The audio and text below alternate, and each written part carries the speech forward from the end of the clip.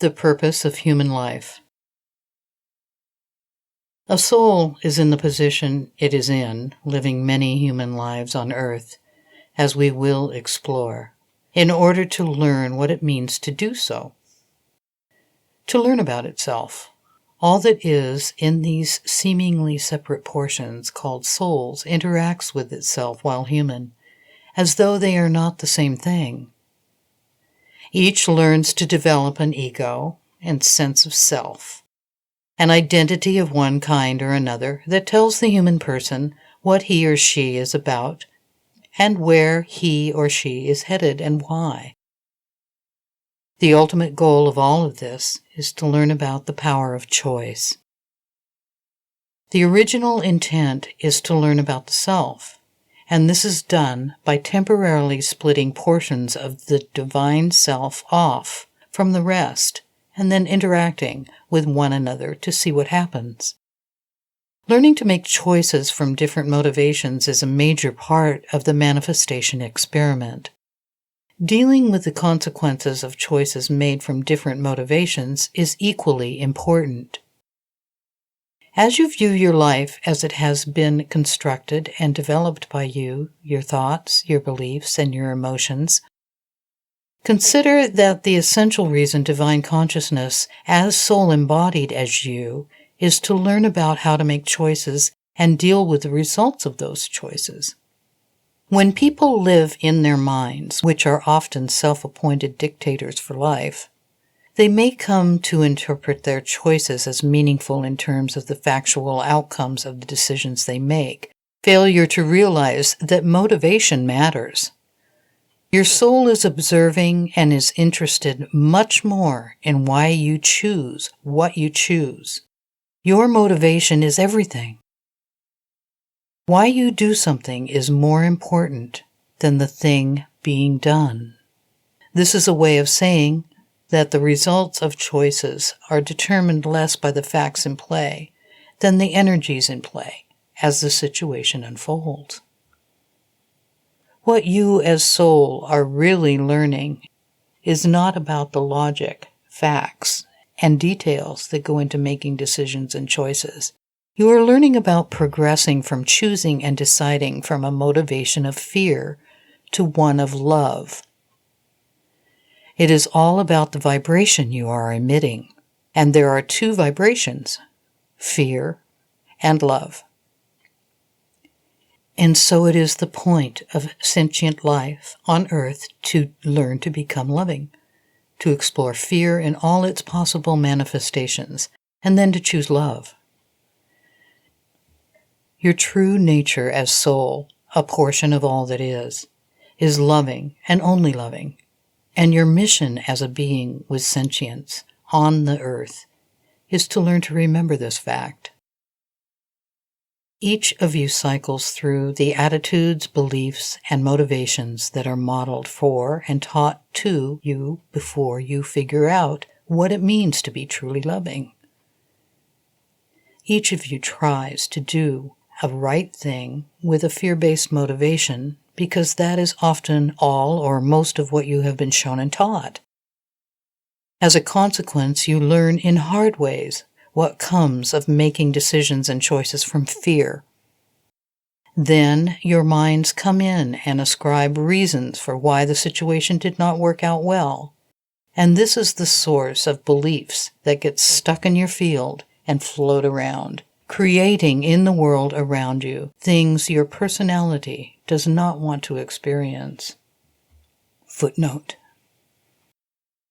If something similar happens a number of times and you are sufficiently injured by it in some way, a belief about it can become cemented into your field, and this becomes karma, incidentally. End of footnote. Take a moment to consider choices you have made in the past, whether distant or recent, that didn't work out as you wanted them to. Remember what reasons you ascribed to why it worked out the way it did. Evaluate with honesty what motivated you to decide what you did and see if it was love or if it was fear. If something is sticking with you, it is almost guaranteed that fear was the motivation. Decisions made from a place of love that didn't work out are never those you are bent out of shape over. As it happens, what gets stuck in your field and follows you around is all about what you perceive has gone wrong. When you make loving decisions that don't go well, you can usually accept the outcomes without adopting fear, and you can access inner resourcefulness to make happen what you need to make happen. All decisions made from love strengthen you energetically as well as emotionally. All decisions made from a place of fear weaken you energetically and emotionally and, in fact, lead to making more decisions based in fear. And the effect compounds until something tries to break within you, your sense of strength as a human.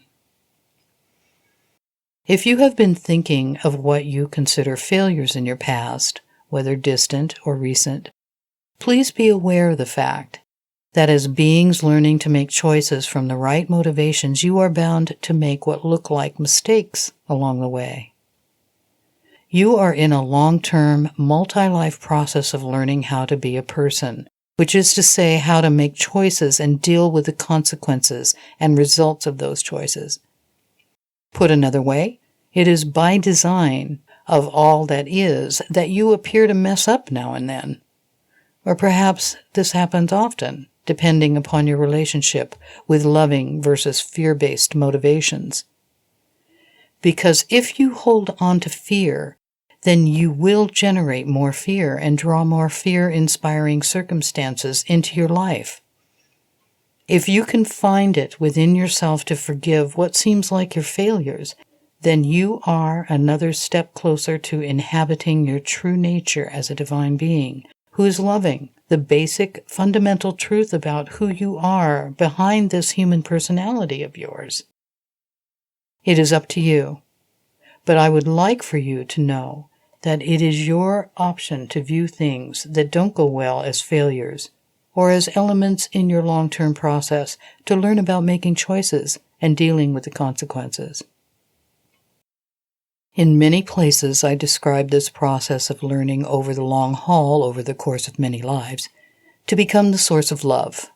I have shared that most people are somewhere in the vast middle of the range of this learning curve, making decisions that might not work out for them or others as they learn about all that is discussed in the preceding paragraphs. Becoming the source of love is the point of human life according to all that is. But never forget that built in is an expectation that many decisions will be made from motivations centering on something other than love. All that is not a harsh taskmaster and cruel critic of itself. It is kind and patient. It is understanding and supportive. Footnote. This is reflected in the fact that each human has a team of guides, often called spirit guides, who endeavor to nudge you in the directions that serve you best and, if the human engages them, answer the human's questions about how to live in the best possible ways.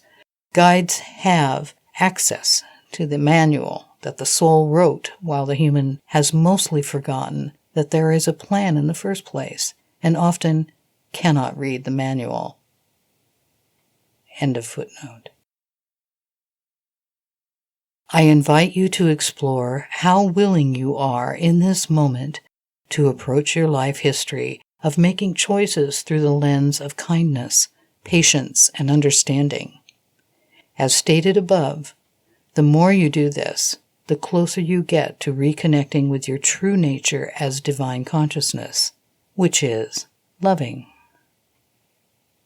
All the things that your mind may perceive are the point of life are, in fact, tools that can serve you in your long-term process of becoming the source of love. Many people in various parts of the world perceive that there is work for them to do in the world. That is the purpose of their lives. Others perceive their relationships and responsibilities are the point of their lives. This is all fine, of course. That kind of thing is one sort of route to learning about creating meaning for the self, which we will discuss in detail in a later section. It reflects the input of your linear, logical mind attempting to create meaning through the material means. Yet behind all perceptions of purpose that are in place because of your mind's input, there is this important, life-changing process of learning to become the source of love. Whatever you do in the world, if your motivation is loving or becomes loving over time, then you are learning what all that is intends to learn through the lens of your life. Again, it does not matter how much what one does as much as why one does it. To be honest about one's motivations, whether fear or love, takes energy, intention, and awareness. In every moment you have a choice about how to create this or respond to that. In each and every moment there exists the opportunity for you to be and to remain aware of your motivation. I invite you to try an experiment beginning the next time you put down this text and go back to living your life. Look closely at the motivation you have for what you choose to do. Evaluate honestly what decisions you make from a place of fear, and instead of judging yourself for this, be aware that this is part of the process of all that is learning what you have become human in order to learn. In fact, I want you to refuse to judge yourself, but each day and each hour become sensitized to all vibrations other than love that you might work from when preparing to make and actually making decisions and choices about all things large and small in your world. In time, you will become sensitive to when a non-loving energy appears in your field, and you can alter the course of your life through shifting the balance of decision-making from non-loving to loving motivations. Footnote. Also, over time, you will notice the same thing in the world around you, including your relationships. You will serve yourself, and therefore all it is, well by learning to respond to the fear of others with loving kindness. However, once you begin shifting the balance of fear versus love within you, the presence of fear in others may make you recoil, and you will find yourself judging them. Use these instances as opportunities to exercise your loving intention muscle in your responses to them. End of footnote. At times, it is not easy because you will have to confront the meaning that parts of you and the past yous have attached to why you hold on to fearful or non-loving energy. Such inner work takes strength, and I want you to know that as challenging as it gets, you can decide that you are strong enough to do it. Being strong results from a decision to be strong, because after all, you are a member of the Creator Consciousness Club. You are a portion of the divine.